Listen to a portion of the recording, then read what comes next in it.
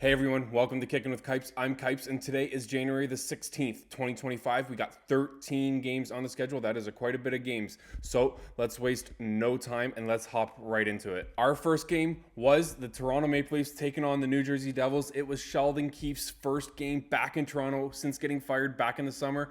The Leafs, they end up winning 4-3 in this one. Go Leafs, go.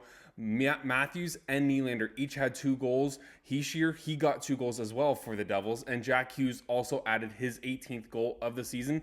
The Leafs, they improved to 28-16-2. Joseph Woll gets the win in this game. Jacob Markstrom was on the other end of the ice, getting the loss in overtime, and the Devils, they dropped to 15-6. Mitch Marner, he also had a good game. He picked up a couple assists in this game. He reached 700 career points for the Maple Leafs and his career as of now. He is only the 6th Maple Leaf to ever do this, and he is the fastest to ever do it. Marner, he did this accomplishment in 622 games, where the next closest was the good old very famous Daryl Sittler, who did it in 666 games. So that's like, if my quick math, 34 games quicker than the next guy. So Mitch Marner, congratulations. That's a huge accomplishment for you. So the Leafs, they win 4-3 over the Devils. Up next, we got the Detroit Red Wings in the state of Florida playing the Florida Panthers. The Panthers, they end up losing 5-2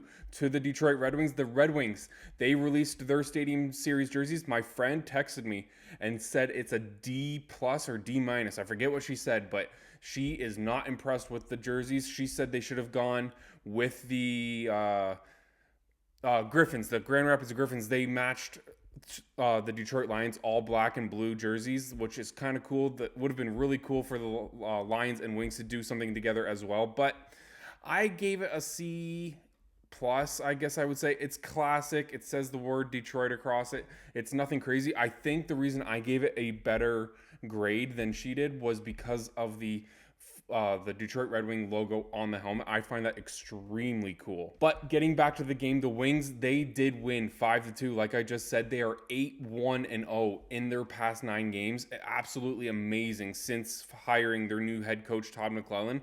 Talbot, he got the win in this game. Bobrovsky, he got the loss.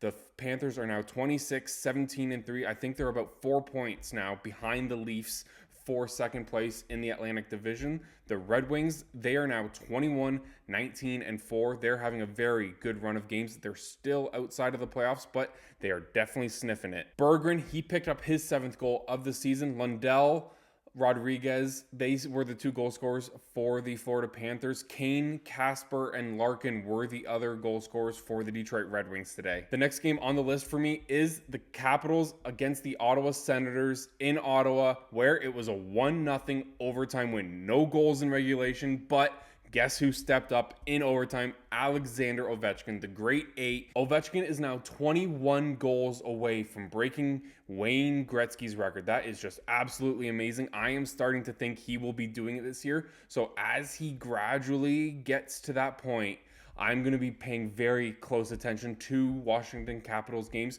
Probably by the time that he hits 10 to 12 goals away, I'm going to be tuning into every single game, because you never know what happens. Obviously, he won't score that many in one game, but every game will be must-watch television. Up next, we got the San Jose Sharks in the state of Ohio playing the Columbus Blue Jackets, where the Blue Jackets win 4-1. I predicted this one to be right. I forgot to talk about my predictions in the past couple videos, but I did pretty good tonight, so that's something to be proud of. The Sharks, they dropped to a measly and pathetic 14-27-6, just terrible season for them once again. They are definitely going to be a lottery team this year. The Blue Jackets, they're also having a pretty good season compared to Detroit, Montreal. They're all sniffing that playoff spot. The Blue Jackets are now 22-17-6 thanks to the effort in net from Elvis Merzlikins tonight. Georgiev, he played like crap tonight from what I saw. He gets the loss in this game. Adam Fantilli, Kent Johnson, James Van Riemsdyk scored for the Columbus Blue Jackets. Van Riemsdyk, former Toronto Maple Leaf, he got 2 goals in this game.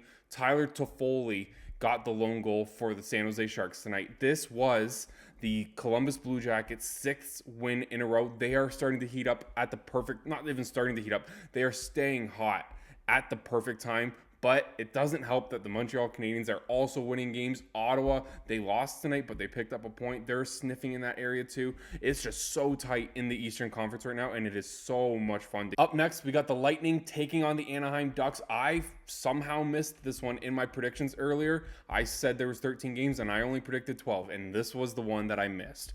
I'm sorry about that, but it happens. At the same time, I probably would have chosen the Lightning, but I'm saying that in hindsight. But let's just say I made 12 predictions, and we'll go over how good I did at the very end of this video, so stay tuned for that. The Lightning, they won 4-3 in a shootout, so it was a tight game. The Ducks did make it hard on the Tampa Bay Lightning. Vasilevsky gets the win in the shootout. Dostal in net for the Ducks. The Ducks, they dropped to 18, 21, and 6. Troy Terry, he picked up his 15th goal of the season. He's having a pretty decent season. Leo Carlsson also scored for the Ducks. Sorelli got a goal for the Lightning. Jake Gensel, he picked up his 22nd goal of the year, and as well as the shootout winner for the Lightning. Robbie Fabry was the other goal scorer for the Anaheim Ducks in this game. Up next, we got the New York Islanders taking on the Philadelphia Flyers, where I predicted the Flyers to win, and they listened to Kipes. They win 5-3 thanks to Sam Ersson in net. Sorokin gets the loss in this game. The Islanders, they dropped to 17, 20, and 7. That is a pathetic and embarrassing record for the New York Islanders. The Philadelphia Flyers have a better record at 20, 20, and 6. Sean Couturier, he had a goal and an assist in this game. Travis Konechny, he picked up 3 assists in this game. He had a very good game as the Flyers went on to win this game. Horvat, he scored for the Islanders. Barzal, he also scored. Garnet Hathaway, he was a goal scorer for the Philadelphia Flyers. York was another goal scorer. He picked up his 4th goal of the season as the Flyers beat the Islanders 5-3. So in my predictions, I picked the Chicago Blackhawks to beat the Nashville Predators, and they didn't. Let's just start off with that. They didn't end up winning. They lost in a shootout 3-2, but I picked the Blackhawks trying to make my nephew happy, and it let me down. Jackson, this loss is on you. My record for predictions is on you. It's all your fault. But at the same time, I can't blame my nephew. I decided to choose that team. I had faith in Connor Bedard to take over this game.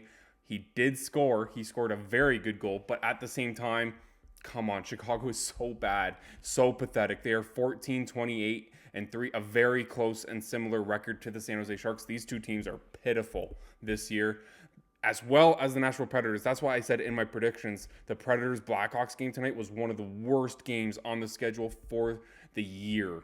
And this was it tonight, and these two teams scraped it out into a shootout, and it ended up being in the favor of the Nashville Predators. Stamkos, he got a goal and the shootout winner, just like Jake Gensel did in the Lightning game. But Bedard, he also scored, like I just mentioned. Martinez, he got the other goal for the Blackhawks. Philip Forsberg, picking up his 13th goal of the year, got the other regulation goal for the Predators. Up next, we got the Winnipeg Jets facing the Seattle Kraken. I picked the Jets to win, and I got a little scared in this one because I saw that the Seattle Kraken were winning pretty, about midway in this game. I'm like, oh my goodness, what is happening? But thank goodness, Mark Scheifele and Dylan DeMello both scored for the Winnipeg Jets, picking up the win in this game. They improved to 31, 12, and 3, having an absolutely outstanding season as of now. The Kraken, they continue to disappoint. They are now 19, 24, and 3. That record is just starting to slide even further down the mudslide.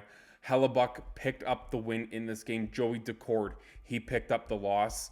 Yeah, Dylan DeMello, he broke the tie with about 20, I think it was about 30 seconds left in the game. So they left it super late, but thank goodness they did, because that would have been an awful prediction by Kipes. Up next, we got my hometown team, the Calgary Flames, playing the St. Louis Blues. They played the other night against each other, where the St. Louis Blues won 2-1. It was a lot closer of a game than this one was. The Blues, they win 4-1. They had complete control of this game pretty much from the opening faceoff.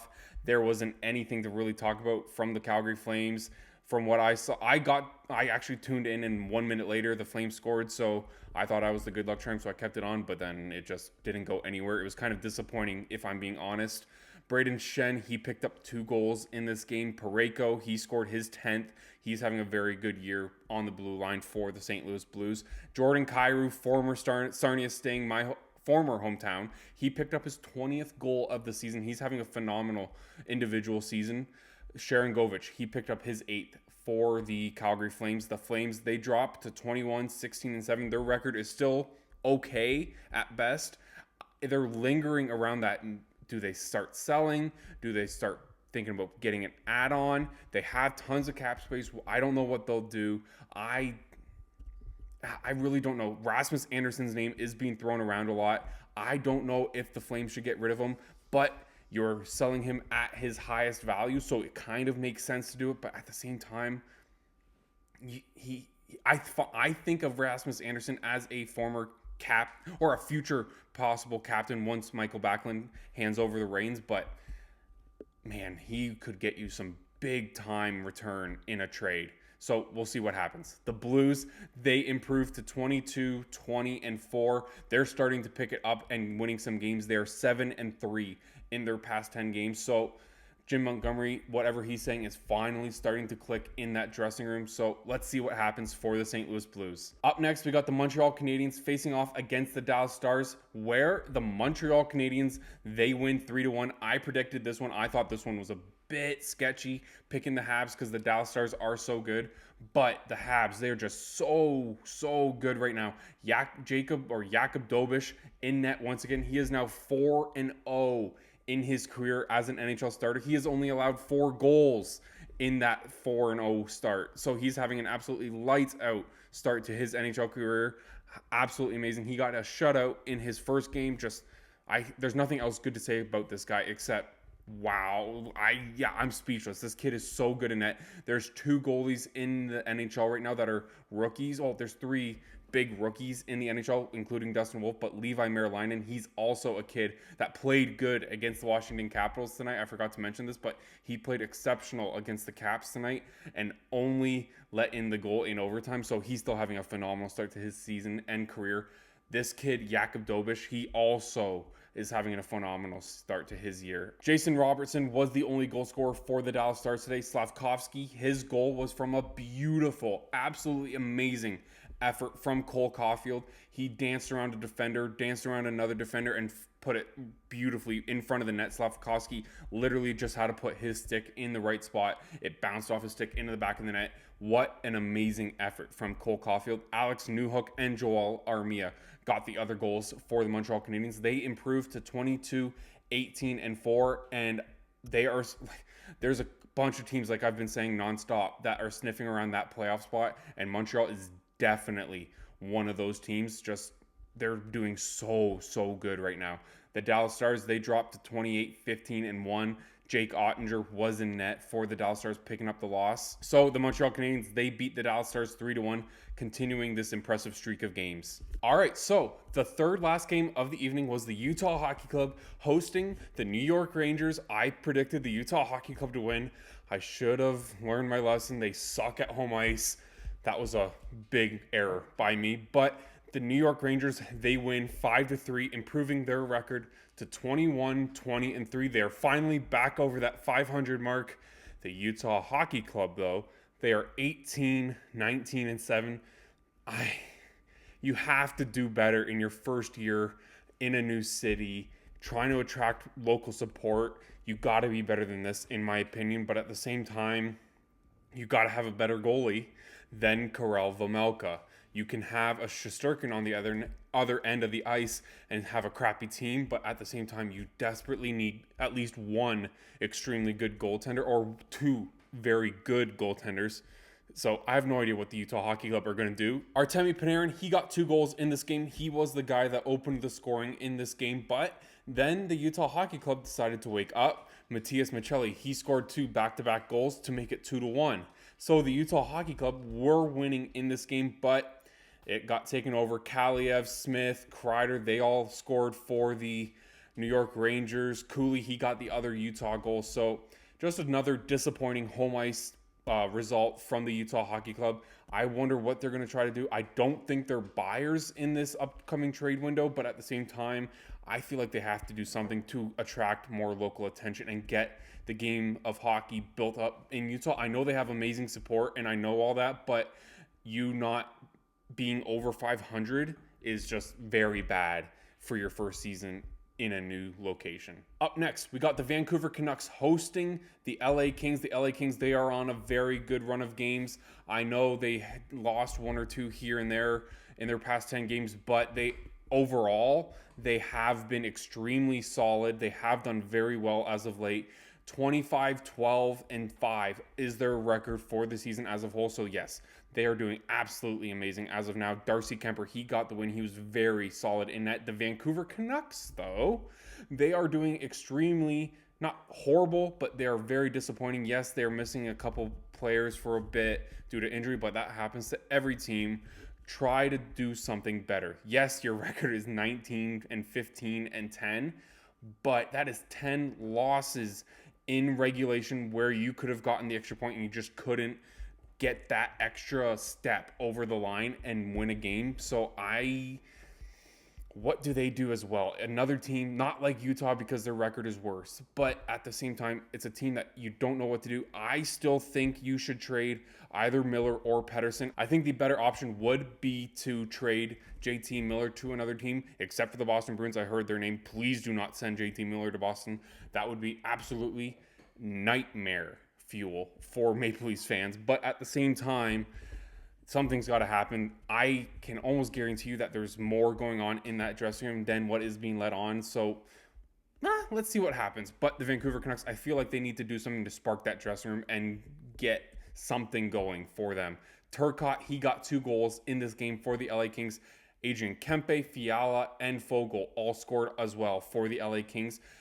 Captain Quinn Hughes was the lone goal scorer for the Vancouver Canucks as they continue to be a little bit disappointing this season. The LA Kings, they continue to do very well. Our last game of the evening is the Colorado Avalanche facing off against the Edmonton Oilers in Colorado, where the Oilers, they come from behind in a big fashion, winning 4-3, scoring 4 straight goals en route to that win. The Avalanche were on fire. They were so good in the first period. It looked like nothing could stop them. It looked like it could have been easily a 6-1, 7-2 kind of game. And the Oilers came back out in the second period and said, nope, that's not going to happen tonight. And decided to actually play hockey. I actually texted my coworker saying stinky stew game turning into an outstanding Oilers game is what I said, and he never responded. Come on, man. But at the same time, the Oilers, they are so resilient. They continue to be absolutely amazing.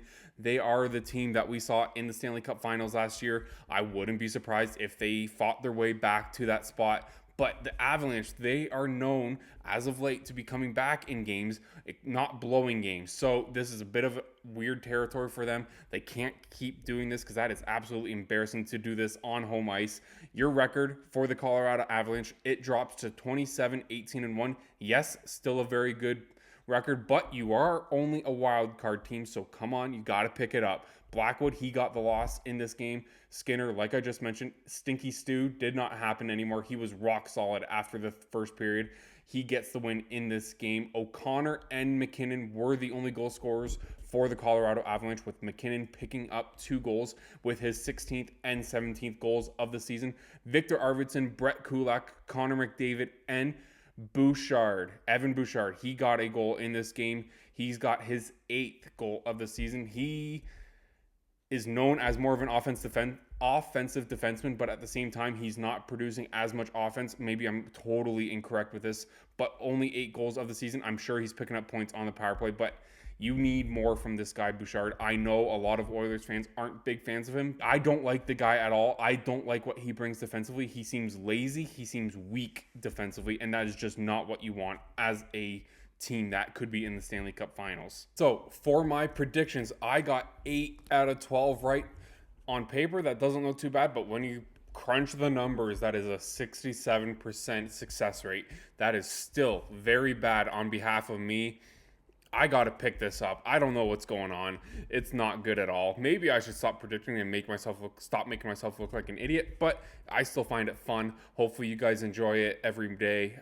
But come on, some teams really screwed me today, but we'll see what goes on tomorrow. So that is it for this video. Thank you so much for watching this video. Hit like, hit subscribe. I want to get to a certain point, and then we'll be doing some live streams in February for the Four Nations Face-Off. So hit that subscribe button. Tell all your friends to do the same. I will be at Scotiabank Hockey Day in Canada in Canmore. If you're going to be there, leave a comment.